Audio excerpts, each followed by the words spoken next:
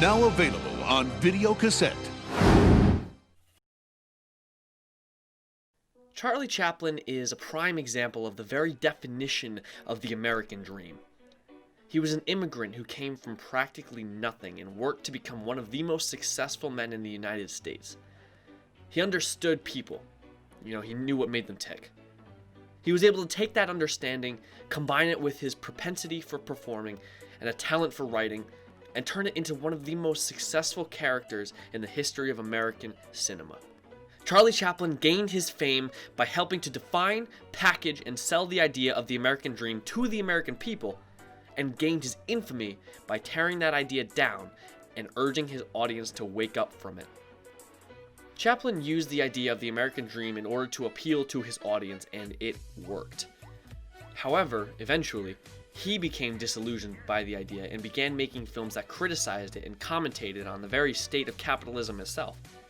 And he did so all with a lovable, adorable little tramp. James Truslow Adams originally defined the American dream in 1931 in his book, The Epic of America. He described it as, quote, "a dream of a social order in which each man and each woman shall be able to attain to the fullest stature of which they are innately capable, and be recognized by others for what they are, regardless of the fortuitous circumstances of birth or position."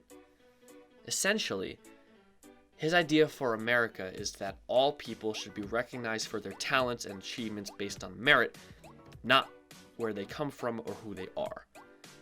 However, it was generally taken to mean, pull yourself up by your bootstraps and one day you'll be rich.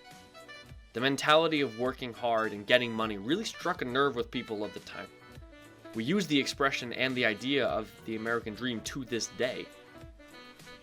While Adams was writing about the dream, Charlie Chaplin was living it. Chaplin was born in London in 1889. His mother was a moderately successful opera singer, so from a very young age, Chaplin was surrounded by theater. By the age of 10, his father had died, and his mother, after suffering a nervous breakdown, was committed to a mental asylum. This left Chaplin and his brother Sidney to more or less fend for themselves as vaudeville actors. By the age of 17, Chaplin had developed into a somewhat popular comedian, with his signature bowler hat and mustache incorporated into his routines. He had become a member of Fred Carno's comedy troupe. From there, he was recognized and offered a job at Keystone Pictures in the United States. Although he started out at Keystone as an actor, it wasn't long at all before he was able to shift from working in front of the camera to behind it. Chaplin quickly proved himself as a more than competent director and actor, and moved over to the S&A company, making $1,250 a week with a yearly bonus of $10,000.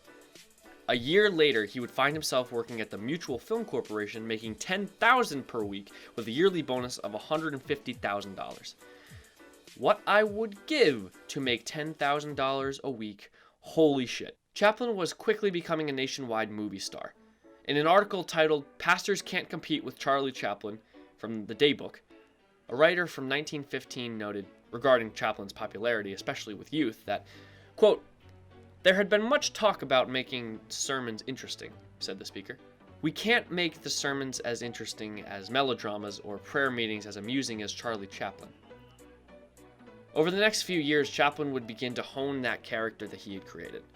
What started out as a small character bit he would do on stage had become iconic and used to represent poverty. The Tramp is a small man down on his luck, just trying to get by. He wears tattered clothes, oversized pants, and an ill-fitting waistcoat and a bowler hat. Curiously, the Tramp always tries to look presentable.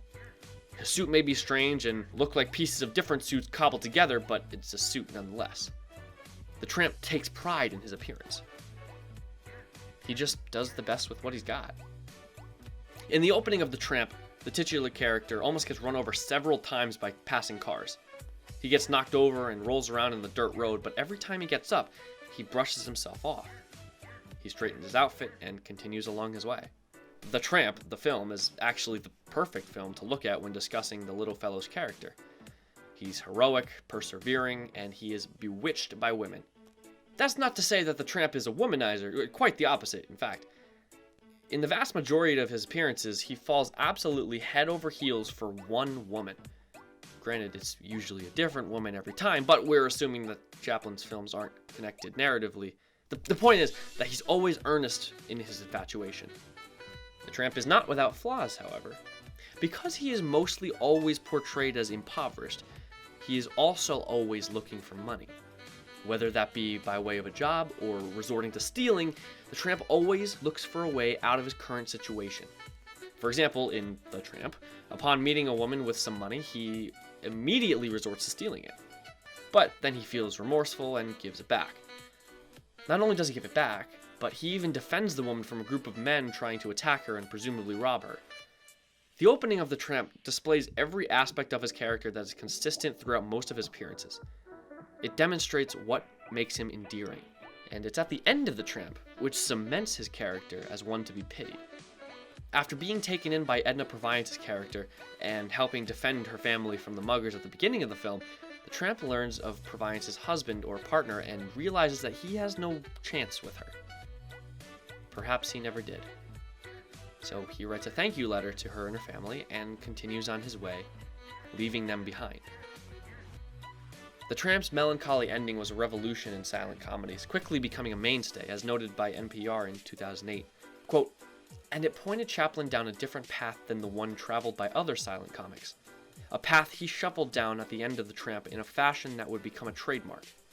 Trudging away from the camera dejectedly, and then, just before the image fades, shrugging his shoulders, giving a little kick, and in a lighter, more hopeful mood, sauntering on."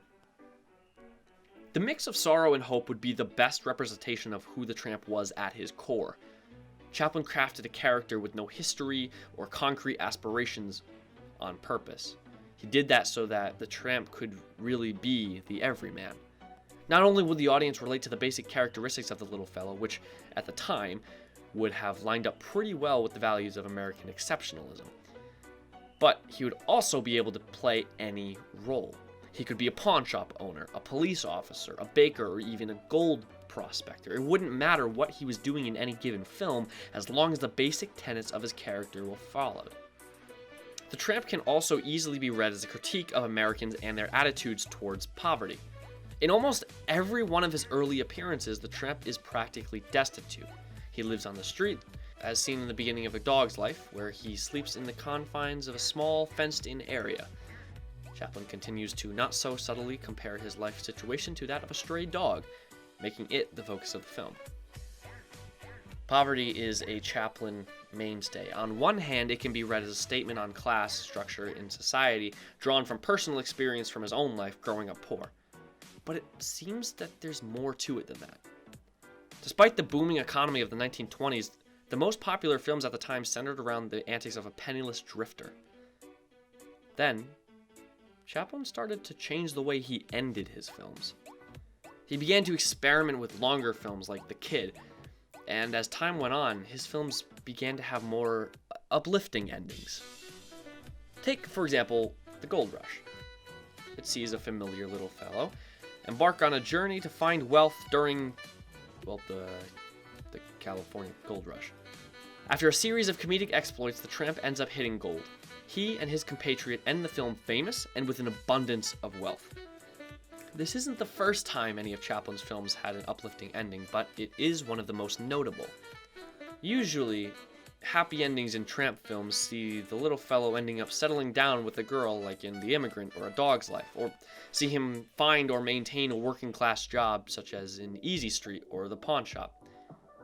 The Gold Rush put the American dream on full display. It fully encapsulates America's idea of what the dream meant. The Tramp was able to start from nothing and work his way up to being a member of the opulent society. Perhaps unintentionally, Chaplin manages to create a film that acted as a scathing critique of capitalism and the earnestness of the American dream. The Tramp didn't work hard to get his wealth. He and Big Jim stumbled upon it just as they were on the brink of losing everything. The film ends on a happy note with the Tramp getting the girl and the money, but it's also such an accurate representation of what the American dream truly is. Just as the character of the Tramp had evolved since his first appearance in kid auto races at Venice, Chaplin's worldview also seems to have developed as time went on. Or at least, he became much more outspoken with his views as his career continued to grow. I would contend that the entire character of the Tramp started out as a bit part he did with an easily identifiable look and turned into a commentary on class structure in the United States. As mentioned previously, Chaplin was one of the biggest filmmakers throughout the 20s. The economy was booming, and most people were doing well. And yet, audiences flocked to films about the poor. Not only was the lead character poor, but it's important to note that the films were comedies. Audiences love a feel-good story, and that's exactly what they would get when they were going to a Chaplin film. A feel-good story about the lowest class of society lifting themselves up by their bootstraps, working hard, and getting rich, laughing all the while. They wouldn't be doing too much laughing at the little fellow after 1929, however. The economic boom they had enjoyed for nearly a decade suddenly came crashing down, and many of the people who went to the cinema to have a laugh at the Tramp were now relating to him more than ever. This, of course, was the ultimate irony. Chaplin kept the Tramp in a perpetual state of poverty, only allowing him to make it big or climb out of poverty through hard work. Of course these films are comedies. The very notion of that the average everyman like the Tramp could just find gold and get rich or otherwise clamber their way out of poverty is in and of itself comedic. It worked for Chaplin, but it won't work for most people. Chaplin shifted his films to be much more anti-establishment and anti-big business. A common theme throughout his films, even in the early days, was an air of anti-police. The only other element in Chaplin's films that were as prominent as poverty was the presence of police harassment. In almost every film, the Tramp can be seen running from or otherwise engaging with police in a physical gag where they are the punchline. Interestingly enough, one of the only films to portray the police in a good light is Easy Street.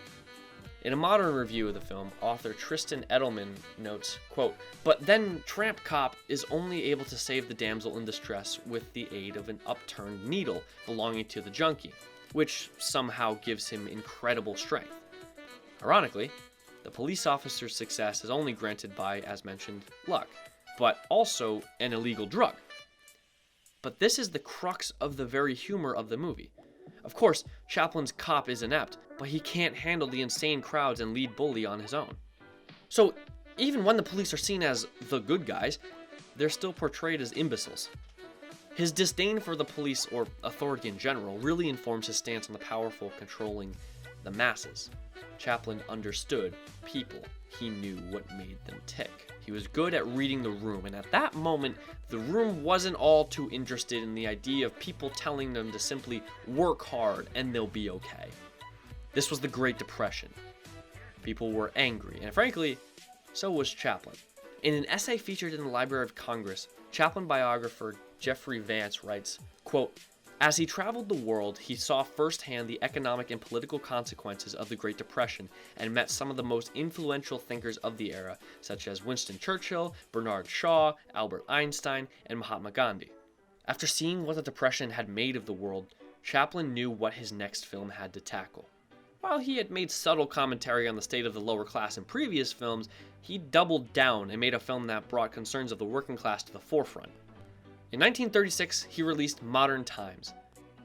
The opening scene alone is riddled with examples of Chaplin speaking out against the bourgeoisie and in favor of the working class. The first intertitle of the film reads, "Modern Times, a story of industry, of individual enterprise, humanity crusading in the pursuit of happiness."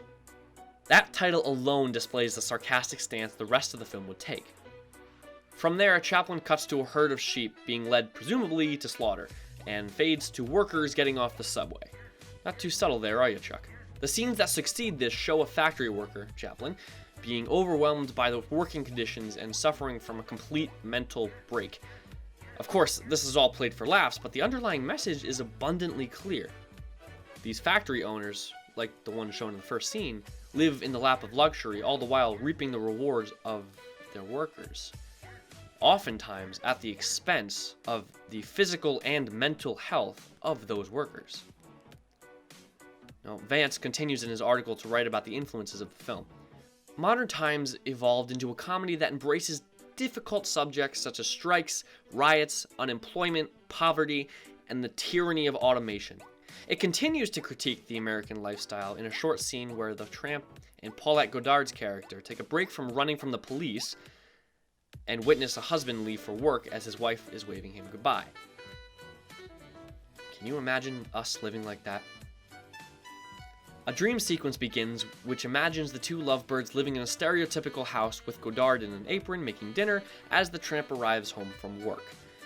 As she prepares the food, the Tramp gathers fresh milk straight from the cow, and while he waits for the glass to fill, he eats grapes straight from the vine outside his door. After they come out of it and the sequence ends, Goddard's character notes that she's hungry, and the Tramp responds that they'll get a house, quote, even if I have to work for it. The juxtaposition of scenes is made even more powerful because the Tramp's fantasy is just to live the life of a middle-class family. Oddly enough, the film's message wasn't clear to critics of the day. They had heard all about how Charlie Chaplin's latest film was going to get political, but most reviewers either minimized the messaging or flat out denied it was in the film at all. Melvin Stokes writes in his book, Hollywood and the Great Depression, about how films of the day were addressing the biggest issue facing the world, or, more accurately, how they weren't. In a section full of reviews from the time, Stokes discusses two groups of critics, those who downplayed the themes of the film and those who chose to ignore it. It had been hinted, she wrote, that Chaplin had gone serious on us, and that he had a message of serious import to deliver on the world in modern times. No such thing has happened, thank goodness. There's nothing of real significance in Chaplin's work except his earnest desire and his great ability to entertain. Thank goodness. These people were so afraid that their hero, the clown who could do no wrong, would have a political opinion in his film. To be fair, at the time, it seemed no one was making art at all to address the crisis in the world. In another section in his same book, Stokes writes, Modern Times was the only film dealing with, in a direct way, the impact of the Great Depression to have emerged from within the Hollywood system and to have been widely viewed by popular audiences during the mid-1930s. It made plain that many people in America were poor, unemployed, and hungry, and that there were major inequalities in society in general. Chaplin seemed to be the only one talking about these issues, and people flocked to the theater, most of them enjoying, dare I say, adoring the film, as most reviews from American audiences were mostly positive, praising the comedy above all else. Most critics at the time dismissed this as just another classic Chaplin comedy, unworthy of further analysis, and it definitely had nothing more important to say. It was hailed as one of the greatest successes of Chaplin's career, but at the time, all it boiled down to was a pretty funny movie with a relatable little fellow in the lead. That relatable little fellow, the Tramp, would make his last appearance in Modern Times. Chaplin would go on to retire the character and move on to bigger and even more heavy-handed political commentary. Lassut! Und der Stritz. Hilde Flüten sagt der Klüten, Silde feiner Hütten. Und der Stritz mit seiner Klüten sagt der Flirten. Ein Sechs Stritzen Sekt. Ein Sechs Stritzen Sucht. Ein Sechs Stritzen Sekt. Und Alter. Modern Times ends on a hopeful note. The Tramp finally gets a new job as an entertainer, but when the police come looking for his love, they're forced to go out on the run. No money, no place to go, but they have each other. Everything is against them, and yet, because of the Tramp's ever-optimistic outlook on life, when his love begins to cry, he utters the last line of dialogue the Tramp would ever speak. Buck up. Never say die. We'll get along. The two get up and go on their way into the sunset. A rather fitting send-off to the always idealistic misfit.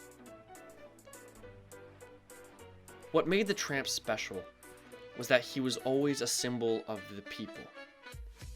People love a good underdog story. And that was the story of the Tramp, and indeed, Chaplin himself. The complexities of the idea of the American dream were very little.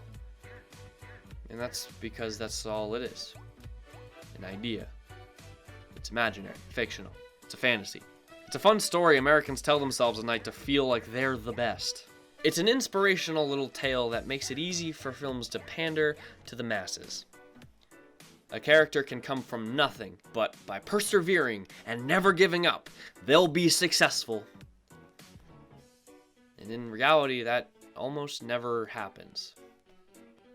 I think Chaplin was initially taking his own stories and experiences and relating it to his audience, but as he got older, he began to realize just how unique he was, especially when viewing the effects of the Great Depression and how now that there were countless other tramps in the world, perhaps the solution was not simply to work harder. He began looking at factory jobs, taking people away from farms and driving them to the point of insanity. Towards the end of his career in the United States, Chaplin garnered the attention of one J. Edgar Hoover. Not necessarily only for the production of Modern Times, but it certainly didn't help the situation. He was put on an FBI watch list and banned from making films in the United States. This was the time of the Red Scare, and when everyone and their mother in Hollywood were being accused of being a communist, it was easy to point a finger at a man who had never actually become a naturalized citizen, and whose films were becoming increasingly more political, sometimes critical, of capitalism. According to an old archived article in The Guardian, he left the US in September of 1952. He planned to only be gone for 6 months and return to make more films. But once he did leave, he was barred from re-entry into the country. He would only return one time, in 1972, to receive a well-deserved honorary Academy Award. Oh, thank you so much. This is an emotional moment for me. And words seem so futile, so feeble. I can only say that thank you for the honor of inviting me here. And, oh, you're wonderful, sweet people. Thank you. Chaplin's relationship with the American dream mirrored his characters in Modern Times. They both start out doing everything right, working like they're supposed to be. But when it's deemed that they are no longer fit to work within their circumstances, they become outcasts from society. Just work harder is a great inspirational expression until the system one works harder for stops working for them.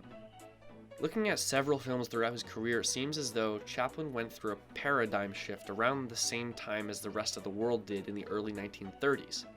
He started off making films about a lovable misfit who mirrored himself in several ways, only to later become disillusioned with capitalism and how, in general, it seemed to be working against the people. Audiences and critics at the time who watched Modern Times seemed to either not get it or deliberately ignored the message. They assumed that it was exactly like his other films, just another comedy. They had yet to wake up from the great American dream.